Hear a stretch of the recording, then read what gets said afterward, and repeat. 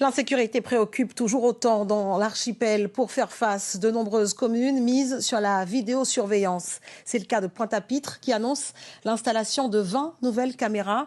Une mesure coûteuse mais jugée efficace par les différents acteurs locaux. Noé Guibert, Bruno Pensio-Villon. Plus de caméras pour moins de violence. Voilà l'équation simple imaginée par la ville de Pointe-à-Pitre pour endiguer la montée de la délinquance.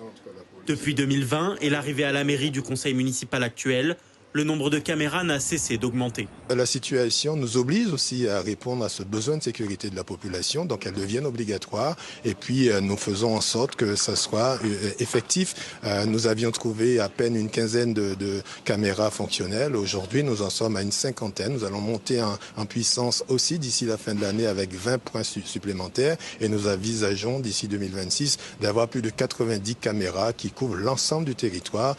Des caméras bien utiles pour la police municipale, mais aussi pour la police nationale qui a accès aux images. La vidéosurveillance travaille en équipe avec les agents sur le terrain. C'est complémentaire puisque, vous savez, on se rend compte quand même, c'est une progression quand même, puisque la caméra permet, quand nous ne sommes pas présents, de filmer les images. Donc les opérateurs réagissent. Ils appellent les patrouilles, que ce soit la nôtre ou celle du commissariat, et comme ça on peut intervenir rapidement. Les images en direct des 50 caméras de la ville arrivent ici, dans cette salle. Pour scruter les rues, 3 équipes de 2 agents se relaient et il faut avoir des yeux partout. Mais en fait, c'est question d'habitude quand même. Quand on est campé le territoire, donc plus ou moins les horaires. Par exemple, en période scolaire, on sait qu'on est plus affligé sur les sorties d'école. La ville a investi 580 000 € en 5 ans pour développer un réseau de vidéosurveillance de pointe. La vie du centre-ville est scrutée de près. Une présence acceptée par les habitants. Pourquoi pas, tant que c'est fait dans un cadre légal et que ça peut optimiser la sécurité des habitants. Avec les braquages et tout ce qui se passe ce soir, ça peut être une bonne chose.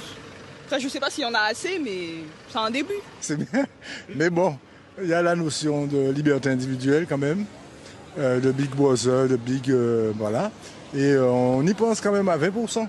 Les images des caméras sont aussi utiles à la justice. En 2024, 92 affaires ont été élucidées avec l'aide de la vidéosurveillance.